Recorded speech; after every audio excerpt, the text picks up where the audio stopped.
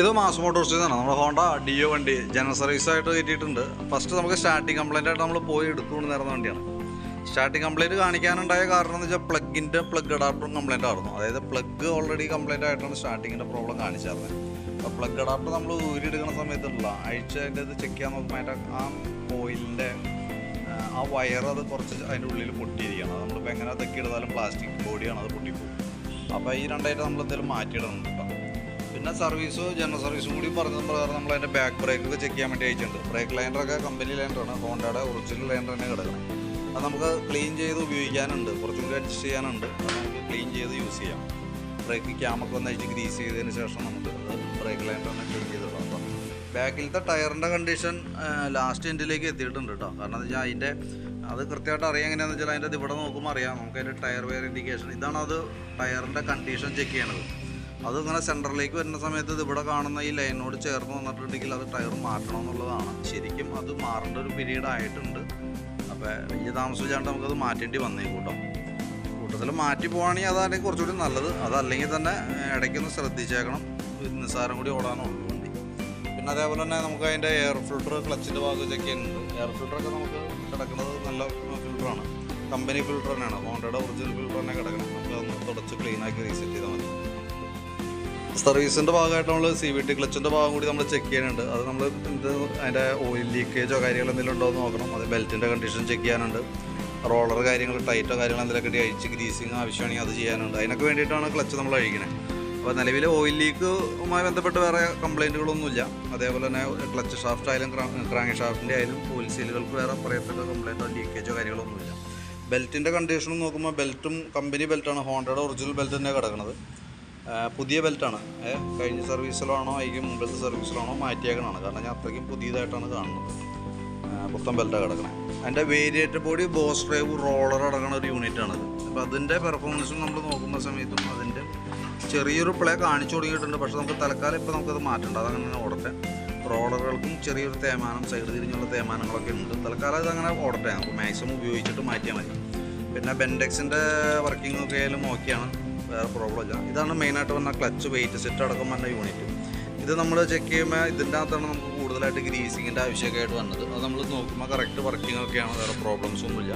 Clutch ഷൂവിൻ്റെ ഭാഗമൊക്കെ ആയാലും ഒന്ന് ക്ലീൻ ചെയ്ത് സെറ്റ് ചെയ്താൽ മതി. ക്ലച്ച് ഔട്ടർ യൂണിറ്റ് ആണ്, നല്ലൊരു വേറെ പ്രോബ്ലംസ് ഒന്നുമില്ല കേട്ടോ. അങ്ങനെ തന്നെ ക്ലീൻ ചെയ്ത് കയറ്റിയാൽ മതി.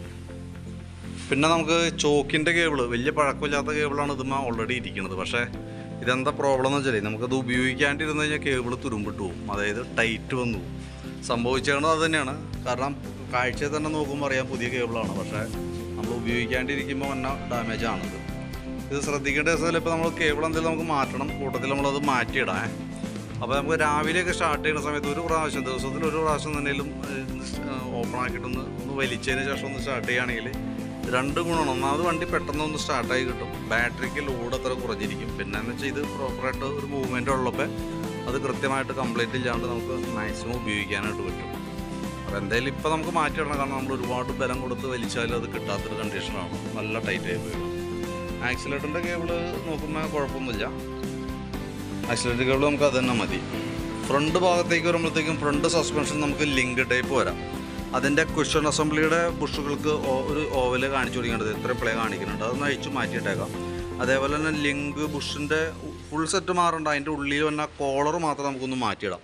കാരണം അത് കംപ്ലൈൻറ്റ് കാണിച്ചു തുടങ്ങിയിട്ടുണ്ട്. അപ്പോൾ അടുത്ത സർവീസൊക്കെ ആകുമ്പോഴത്തേക്ക് അല്ലെങ്കിൽ കൂടുതലായിട്ട് തേമാനം വന്നു പോകാൻ സാധ്യതയുണ്ട്. അപ്പോൾ അതുകൊണ്ട് അത് തൽക്കാലം കോളർ മാത്രം അഴിച്ചൊന്ന് മാറ്റിയിടാം. അതേപോലെ തന്നെ ഫ്രണ്ടിലെ ഗ്രീൻ ബുഷ് ഒന്ന് ചേഞ്ച് ചെയ്തിടാം. ഫ്രണ്ട് ബ്രേക്ക് മാക്സിമം അഡ്ജസ്റ്റിങ്ങിലാണ്. കാരണം എന്താ വെച്ച് കഴിഞ്ഞാൽ നമുക്ക് കേബിള് അഡ്ജസ്റ്റ് ചെയ്ത് എൻഡിലേക്ക് എത്തിയത്. അത് ബ്രേക്കിൻ്റെ ലൈനർ തീർന്നിട്ടാണ് എനിക്ക് തോന്നുന്നത് ഫസ്റ്റ് ടൈമാണ് ബ്രേക്ക് ലൈനർ മാറ്റേണ്ടി വരാം. വണ്ടി മേടിച്ച് പിന്നെ ഇതൊരു മാറ്റി ഉണ്ടാവില്ല. ഫ്രണ്ടിലത്തെ ഉണ്ടോ, ബാക്കിലത്തെ ഇടയ്ക്ക് നമുക്ക് മാറ്റേണ്ടി വരും. ഫ്രണ്ട് അത്യാവശ്യം ലൈഫ് കിട്ടാറുണ്ട്. അപ്പോൾ ഈ സർവീസിൽ എന്തെങ്കിലും മാറ്റിയിടാം, കാരണം മാക്സിമം അത് തീർന്നിട്ടുണ്ട്. അതേപോലെ തന്നെ ഫ്രണ്ട് ടയറിൻ്റെ കണ്ടീഷനും നോക്കുമ്പോൾ നല്ല ടയർ തന്നെയാണ്, കമ്പനി അപ്പോളോ ടയറാണ് കിടക്കുന്നത്. സാപ്പർ മോഡൽ തന്നെ കിടക്കുന്നത്, അത്യാവശ്യം കട്ടയുണ്ട് ഉപയോഗിക്കാനായിട്ട്. പിന്നെ ബാറ്ററിയുടെ ഭാഗം നമ്മളൊന്ന് ചെക്ക് ചെയ്യുന്നുണ്ട്. വണ്ടി നമ്മൾ എടുക്കുന്ന സമയത്ത് ബാറ്ററി നമ്മൾ സെൽഫ് അടിക്കുമ്പോഴൊക്കെ ഒരു ചെറിയ ടൈം ലാഗ് കാര്യങ്ങളൊക്കെ കാണിക്കുന്നുണ്ടായിരുന്നു. 2022 മോഡൽ ബാറ്ററിയാണ്. ആംറോണിൻ്റെ 12 വോൾട്ടും 4 ആംപിയർ വരുന്ന ബാറ്ററിയാണ് നിലവിൽ വണ്ടിയും ഇരിക്കുന്നത്. അത് തന്നെയാണ് നമുക്ക് വന്ന ബാറ്ററി കേട്ടോ. അപ്പോൾ നമുക്ക് വോൾട്ട് ഇച്ചിരി കുറവുണ്ടായിരുന്നു. അപ്പോൾ നമ്മളൊന്ന് അഴിച്ച് ചാർജ് ചെയ്തു. ചാർജ് കഴിഞ്ഞപ്പോൾ 13 വോൾട്ട് വരെ കിട്ടണുണ്ട് നമുക്കിപ്പോൾ. അപ്പോൾ നമ്മൾ ബാറ്ററി ഒന്ന് ടെസ്റ്റിലേക്കും കൂടി കൊടുത്തിട്ടുണ്ട്. അപ്പോൾ അതിൻ്റെ റിസൾട്ടിനകത്ത് കൃത്യമായിട്ട് കാണിക്കും. ഓക്കെ ആയിട്ടാണ് കാണിക്കുന്നത്. അപ്പോൾ നിലവിൽ വേറെ പ്രശ്നമൊന്നും ഉണ്ടായില്ല. നമുക്ക് കുറേ നേരം നമ്മൾ സെൽഫ് അടിച്ചതിന് ശേഷം അങ്ങനെ കംപ്ലയിൻറ്റ് വന്നപ്പോഴാണ് നമ്മൾ ഫസ്റ്റ് ടൈം നമ്മൾ ചെക്ക് ചെയ്യുന്ന സമയത്ത് ബാറ്ററി ലോ ആയിട്ടാണ്, തീരെ ലോ ആയിട്ടാണ് കാണിച്ചിരുന്നത്. അപ്പോൾ ഒന്നായി ബാറ്ററി അഴിച്ച് ഒന്ന് ചാർജ് ചെയ്ത് കയറ്റുന്നുണ്ട്. പിന്നെ ഈ സെക്കൻഡറി ഫിൽറ്റർ യൂണിറ്റ് ഒന്ന് ക്ലീൻ ചെയ്ത് കയറ്റാം. എൻജിൻ ഓയിൽ മാറ്റുന്നുണ്ട് കേട്ടോ. എൻജിൻ ഓയിലും കൂടി കൂടുതൽ മാറ്റി വിടുന്നുണ്ട്. ഇതിൻ്റെ നിലവിൽ നമുക്ക് അതിൻ്റെ സ്പീഡ് കാണിക്കും, സൂചി വർക്ക് ചെയ്യും. പക്ഷേ ഈ ഓഡോമീറ്റർ കിലോമീറ്ററും അറിയില്ല. അത് ആ മീറ്റർ മെക്കാനിസത്തിൻ്റെ കംപ്ലയിൻ്റ് ആണ്. ഇത് ശരിക്കും പറഞ്ഞാൽ അത് കംപ്ലയിൻ്റ് വന്നാൽ അത് ക്ലിയർ ചെയ്ത് വിടേണ്ടത് അത്യാവശ്യമാണ്. കാരണം എന്ന് വെച്ചാൽ നമ്മുടെ വണ്ടിയുടെ മെയിൻ്റനൻസുകളെല്ലാം തന്നെ വരുന്നത് കിലോമീറ്റർ ബേസ് ചെയ്തിട്ടാണ്. അപ്പോൾ ഇപ്പോൾ നിലവിൽ സൂചി വർക്ക് ചെയ്യുന്നുണ്ട്. കേബിളൊക്കെ വർക്കിംഗ് ആണ്. ആ സൂചി കാണിക്കും, സ്പീഡ് കാണിക്കും. പക്ഷേ എത്ര കിലോമീറ്റർ ഓടുന്നുണ്ടെന്നുള്ളത് കൃത്യമായിട്ട് നമുക്ക് കാണിക്കുന്നില്ല. അത് മെക്കാനിസത്തിൻ്റെ ആണ്. അപ്പോൾ നമുക്ക് ബാക്കിയത്തെ അതുമായി ബന്ധപ്പെട്ട് സർവീസുമായി ബന്ധപ്പെട്ട വർക്കുകളാണ്. അത് ഉൾക്കൊള്ളിച്ചിട്ട് ഒരു എസ്റ്റിമേറ്റ് ഇടാം. സ്പീഡോമീറ്ററിൻ്റെ കേസ് നമ്മളതിനകത്ത് ഉൾപ്പെടുത്തുന്നില്ല. അത് വേണമെങ്കിൽ നോക്കിയിട്ടൊന്ന് പറഞ്ഞാൽ മതി. കാരണം ഏകദേശം നമുക്ക് ഒരു 1000-1100 അങ്ങനെന്തോ റേറ്റ് വരുന്നുണ്ട് മീറ്റർ മെക്കാനിസം. ഫുൾ സെറ്റായിട്ടാണ് വരുള്ളൂ കേട്ടോ. അത് അതേപോലെ തന്നെ ബാഗിലത്തെ ടയറിൻ്റെ കേസും നമ്മൾ എസ്റ്റിമേറ്റിൽ ഇടുന്നില്ല. വീഡിയോ കണ്ടുകഴിയുമ്പോൾ നോക്കിയിട്ടൊന്ന് പറയുകയാണെന്നുണ്ടെങ്കിൽ വേണമെങ്കിൽ നമുക്ക് അതും കൂടി ആ 2 ഐറ്റം കൂടി വേണമെങ്കിൽ നമുക്ക് ഉൾപ്പെടുത്താം. നോക്കിയിട്ടൊന്ന് പറഞ്ഞാൽ മതി. ഓക്കെ.